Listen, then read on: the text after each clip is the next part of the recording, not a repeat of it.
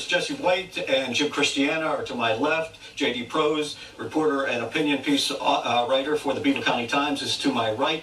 Just as we were talking, and Jim Christiana pointing out what he would cut in this budget if not Tom Ridge, why am I talking about Tom Ridge? But Tom Corbett would contact you and say, listen, we've got to make cuts. Let's make this bipartisan. What should we cut? Where can we get the money without hurting the most people? I think that one of the things that we talked about, and I think Jim and I would agree on this, we talked about cutting some of the corporate welfare, a lot of those kind of things. I mean, there are going to be nasty cuts this time out. And, one of the things I think that a lot of people don't understand is, unlike the federal government, the state government, we are constitutionally obligated to balance our budgets every year.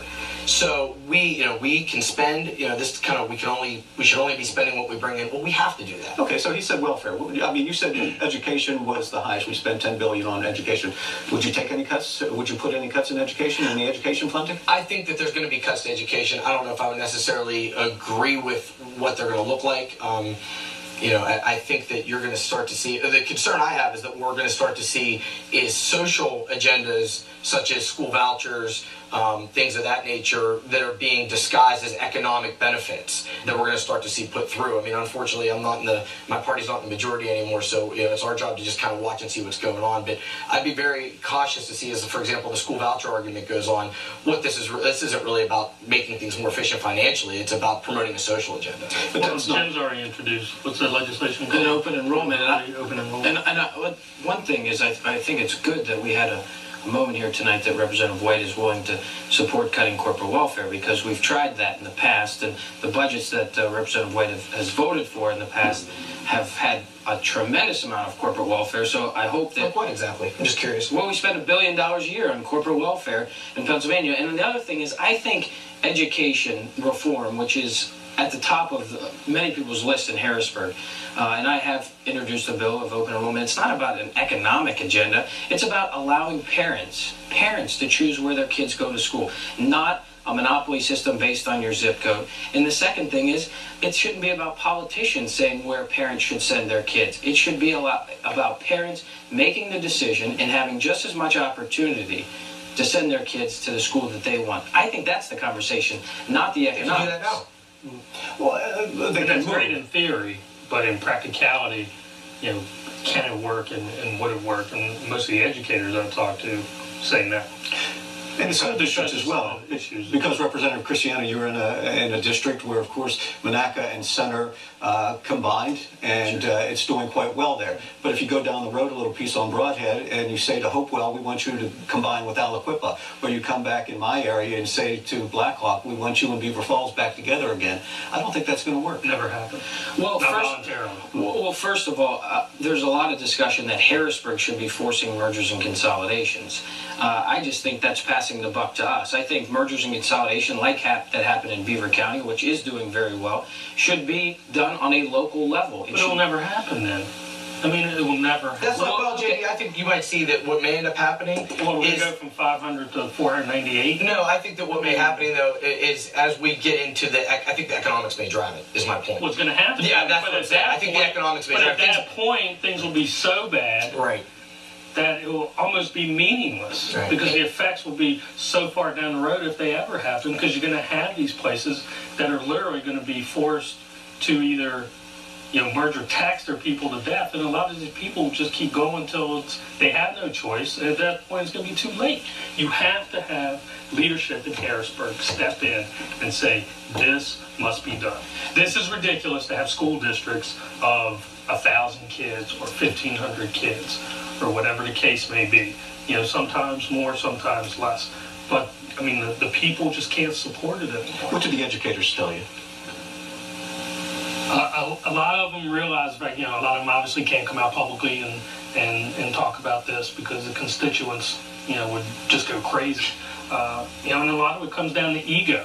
And everyone wants their own little fiefdom, and everyone wants their own sports team. You know that. Oh, we all know that. Whether they're going to be the Indians or the Trojans. Right, exactly. The biggest debate is over the mascot and the school colors, right, as opposed to programs and everything else. And you can keep a lot of that stuff. I mean, and I think that's the thing that people need to understand. And one of the things that we're dealing with in, the big bulk of my district is in Washington County and part of Allegheny. We're dealing with the reassessment issue, where right now what you're starting to see is, the legislature put Act 1 in place that tries to prevent massive school tax increases.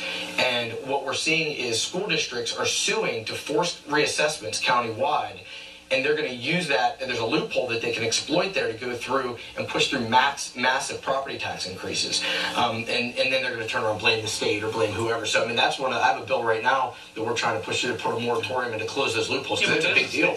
The state's funding of schools has been decreasing and under. Actually, it had been increasing. What the guideline has been. Oh, we were what getting the state closer. should be doing. Absolutely. Has been. It'll go down this year for sure. I mean, for years. I mean, it's sickening. We need to take a break, and we'll continue. We'll pick up the conversation at that point. How do we fund it on Night Talk? Get to the point. We're talking about school mergers, property taxes, vouchers. Jim Christiana, you proposed a piece of legislation for open enrollment in the schools. There are a number of schools, and in the Center-Monaca merger, the state had to come in. The state gave some money to that district. They had to negotiate with the teachers from both of those schools for their contracts. But just what would be the matter with vouchers? Why are you opposed to vouchers? Well, the voucher program right now that is being talked about, it's, quote, Senate Bill 1. The bill, it's funny, we keep getting asked about our opinions on it. The bill hasn't been written yet. But from what we're seeing, what it is to take money and give it to a limited voucher program based on income level, thing like that. My thought is I have a fundamental problem, and I think it's, I guess I'm putting my attorney hat on here for a minute. I have a constitutional problem with taking public money, giving that money to private institutions that by their very definition can discriminate against who they allow in. I just don't understand how in the world anybody can be for that. That makes no sense to me. Well, Representative White makes a valid point on one aspect of that, and that's sending public dollars to a Catholic Jewish school, and that's a valid argument and probably the most divisive part of this argument. But what I will disagree with Representative White is that this is going to completely change the education system. Senate Bill 1. Senate Bill 1 deals with 14 school districts in all of Pennsylvania out of the 500 school district. In my district, it would, or in our county, Beaver County, it would affect one school building in the Aliquippa School District. So this isn't something that's going to completely overhaul the public education system, and that's what's being sent to us in these bulk emails and people calling and saying that we're going to overhaul the education system. That's not true. That's 14 school districts out of the 500. And in Beaver County, just to use that as an example, one school building may be affected by that. Why so limited? Well, it's because it's dealing with the most critically deficient school districts in all of Pennsylvania, the worst of the worst, and that we have actually set. And let's talk about Philadelphia school districts, where we're spending the most amount of money, but we're not seeing a return in the sense that we're not seeing increased education levels. So we're spending $26 billion a year on education in Pennsylvania, and we're still seeing critically deficient school districts that are not producing levels that they should all be. those districts, I mean, let's be honest, they're poor and they're black. And they have so many other socioeconomic issues facing them. When you have absentee parents, maybe one parent, if they're capable at all. Kids going to school, without breakfast, if they get to school at all. Kids coming home, running the streets, watching TV, maybe grandma or an aunt is in charge. I mean, you have so many other issues surrounding what is happening in those districts. And I know Aliquippa. I covered Aliquippa. I know Aliquippa, and I know the issues that face there.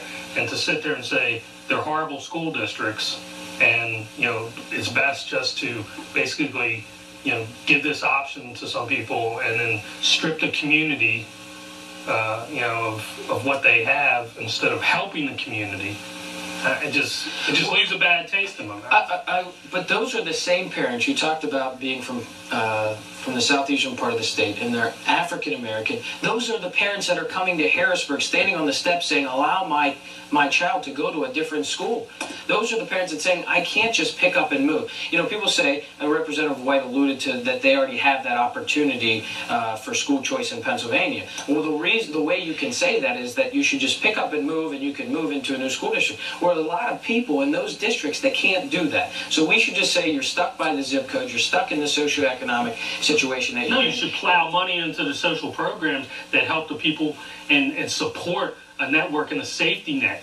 Yeah, and instead of just coming in and focusing on this one thing of school performance, focus on all the other socioeconomic issues that affect that performance. Instead of just targeting this one thing and saying, oh, here's some vouchers, and suddenly everything's going to be better. Those kids going to perform better just because they're in a different school district, and they're still not getting breakfast at home, and that they have absentee parents and absolutely no role models or mentors to look up to. We've got to take a break. Will your bill make it necessary, or will the neighboring school district be mandated to take that student that's failing? In my bill, that's not Senate Bill 1. That is not my bill. In my bill, no, they're not. Okay. They're able to sign in. All right, we've got to take a break. We'll continue with our conversation on Night Talk. Get to the point.